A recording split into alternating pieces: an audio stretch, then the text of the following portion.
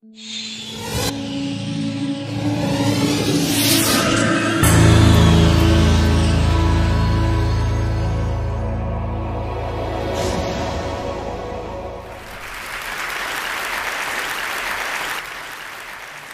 I do, and everything I do professionally, my life, has been shaped by 7 years of work as a young man in Africa. From 1971 to 1977, I look young, but I'm not. I worked in Zambia, Kenya, Ivory Coast, Algeria, Somalia, in projects of technical cooperation with African countries. I worked for an Italian NGO. And every single project that we set up in Africa failed. And I was distraught. I thought, age 21, that we Italians were good people and we were doing good work in Africa. Instead, everything we touched, we killed. Our first project, the one that has inspired my first book, Ripples from the Zambezi, was a project where we Italians decided to teach Zambian people how to grow food. So we arrived there with Italian seeds in southern Zambia, in this absolutely magnificent valley, going down to the Zambezi River, and we taught the local people how to grow Italian tomatoes and zucchini. And of course, the local people had absolutely no interest in doing that, so we paid them to come and work, and sometimes they would show up. And we were amazed that the local people in such fertile valley would not have any agriculture. But instead of asking them how come they were not growing anything, we simply said, thank God we're here. Just in the nick of time to save the Zambian people from starvation. And of course, everything in Africa grew beautifully, and we had these magnificent tomatoes. In Italy, a tomato will grow to this size, in Zambia, to this size.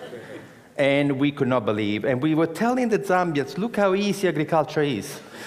When the tomatoes were nice and ripe and red, overnight, some 200 hippos came out from the river and they ate everything. And we said to the Zambians, my God, the hippos! And the Zambians said, yes, that's why we have no agriculture here. Why didn't you tell us? You never asked.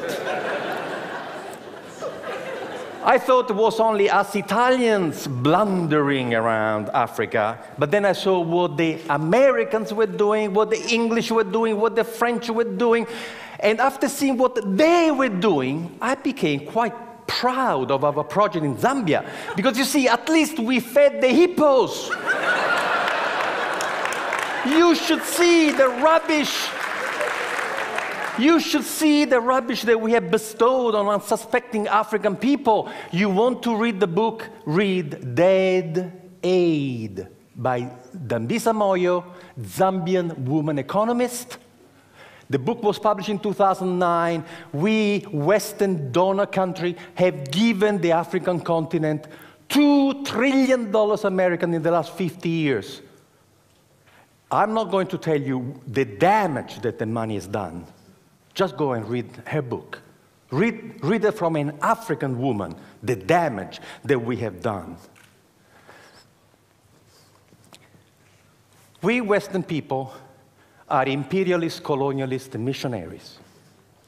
And there are only two ways we deal with people. We either patronize them or we are paternalistic. The two words come from the Latin root pater, which means father. But they mean two different things. Paternalistic, I treat anybody from a different culture as if they were my children. I love you so much. Patronizing, I treat everybody from another culture as if they were my servants. That's why the white people in Africa are called Bwana, boss. I was given a slap in the face reading a book, Small is Beautiful, written by Schumacher, who said, Above all, in economic development, if people do not wish to be helped, leave them alone. This should be the first principle of aid. The first principle of aid is respect. This morning, the gentleman who opened this conference lay a stick on the floor and said, can you imagine a city that is not neocolonial? I decided when I was 27 years old to only respond to people. And I invented a system called enterprise facilitation, where you never initiate anything, you never motivate anybody, but you become a servant of the local passion, the servant of local people who have a dream to become a better person. So what you do, you shut up, you never arrive in a community with any ideas, and you sit with the local people. We don't work from offices. We meet at the cafe. We meet at the pub. We have zero infrastructure. And what we do, we become friends. And we find out what that person wants to do. The most important thing is passion. You can give somebody an idea. If that person doesn't want to do it, what are you going to do? The passion that the person has for her own growth is the most important thing. The passion that the man has for his own personal growth is the most important thing. And then we help them to go and find the knowledge, because nobody in the world can succeed alone. The person with the idea may not have the knowledge, but the knowledge is available. So years and years ago, I had this idea, why don't we for once, instead of arriving in a community to tell people what to do, why don't for once listen to them, but not in community meetings? Let me tell you a secret. There is a problem with community meetings. Entrepreneurs never come. And they never tell you in a public meeting what they want to do with their own money, what opportunity they have identified. So planning has this blind spot. The smartest people in your community, you don't even know, because they don't come to your public meetings. What we do, we work one-on-one. And to work one-on-one, you have to create a social infrastructure that doesn't exist. You have to create a new profession. The profession is the family doctor of enterprise, the family doctor of business, who sits with you in your house, at your kitchen table, at the cafe, and helps you find the resources to transform your passion into a way to make a living. I started this as a tryout in Esperance, in Western Australia. I was doing a PhD at the time, trying to go away from this patronizing bullshit that we arrive and tell you what to do. And so what I did in Esperance that first year was to just walk the streets. And in 3 days, I had my first client. And I helped this first guy who was smoking fish from a garage, was a Maori guy. And I helped him to sell to the restaurant in Perth, to get organized. And then the fisherman came to me to say, you the guy who helped Maori, can you help us? And I helped these 5 fishermen to work together and get this beautiful tuna, not to the cannery in Albany for 60 cents a kilo, but we find a way to take the fish for sushi to Japan for $15 a kilo. And the farmers came to talk to me, say, hey, you help them, can you help us? In a year, I had 27 projects going on, and the government came to see me to say, how can you do that? How can you do? And I said, I do something very, very, very difficult. I shut up and listen to them.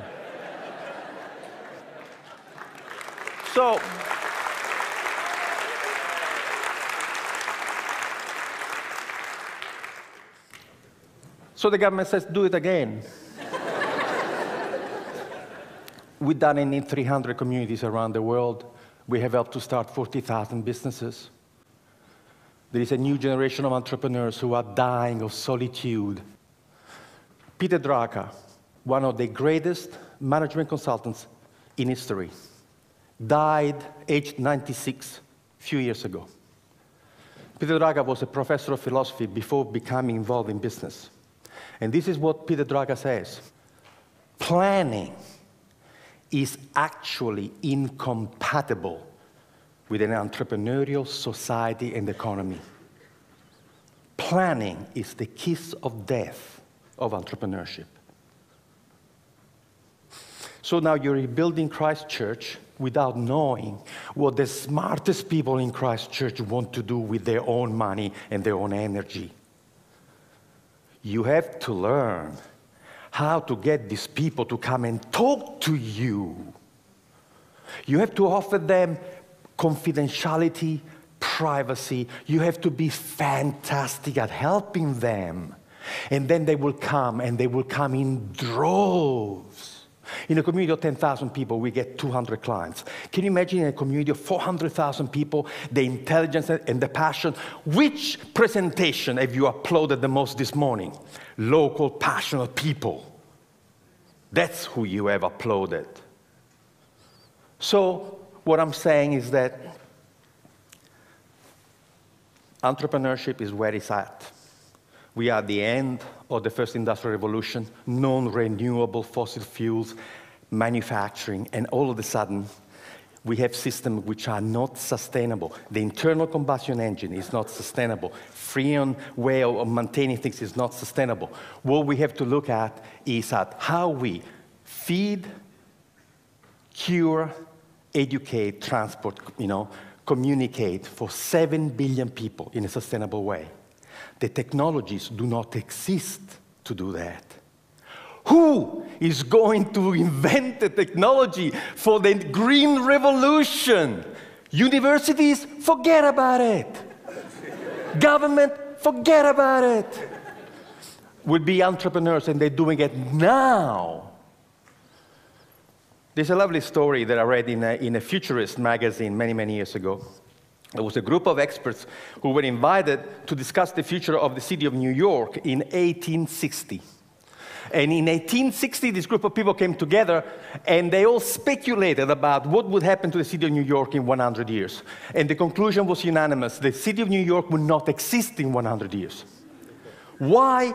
Because they look at the curve and say, if the population keeps growing at this rate, to move the population of New York around, they would have needed 6 million horses. And the manure created by 6 million horses would be impossible to deal with. They were already drowning in manure. So 1860, they are seeing this dirty technology that is going to choke the life out of New York.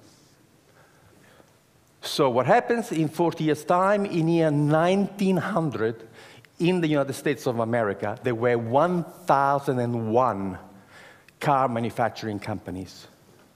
1,001. The idea of funding a different technology had absolutely taken over. And there were tiny, tiny little factories in backwaters, Dearborn, Michigan, Henry Ford. However, there is a secret to work with entrepreneurs. First, you have to offer them confidentiality, otherwise they don't come and talk to you. Then you have to offer them absolute dedicated, passionate service to them. And then you have to tell them the truth about entrepreneurship. The smallest company, the biggest company, has to be capable of doing 3 things beautifully. The product that you want to sell has to be fantastic. You have to have fantastic marketing. And you have tremendous financial management.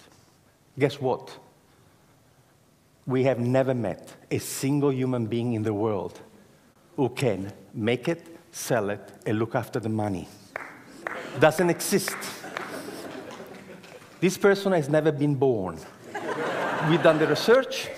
And we have looked at the 100 iconic companies of the world: Carnegie, Westinghouse, Edison, Ford, all the new companies, Google, Yahoo.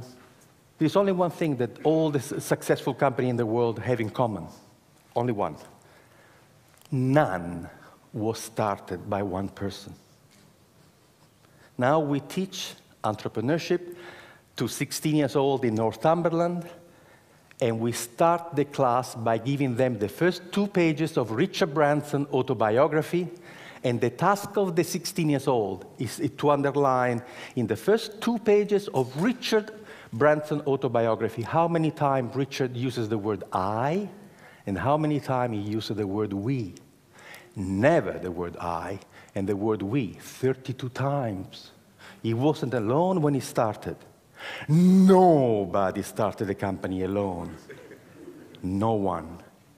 So we can create a community where we have facilitators who come from a small business background, sitting in cafes, in bars, and are your dedicated buddies, who will go to you what somebody did for this gentleman who talked about, this epic. Somebody who will say to you, what do you need? What can you do? Can you make it? Okay, can you sell it? Can you look after the money? Oh, no, I cannot do this. Would you like me to find you somebody? We activate communities. We have groups of volunteers supporting the enterprise facilitator to help you to find resources and people. And we have discovered that the miracle of the intelligence of local people is such that you can change the culture and the economy of this community just by capturing the passion, the energy, and imagination of your own people. Thank you.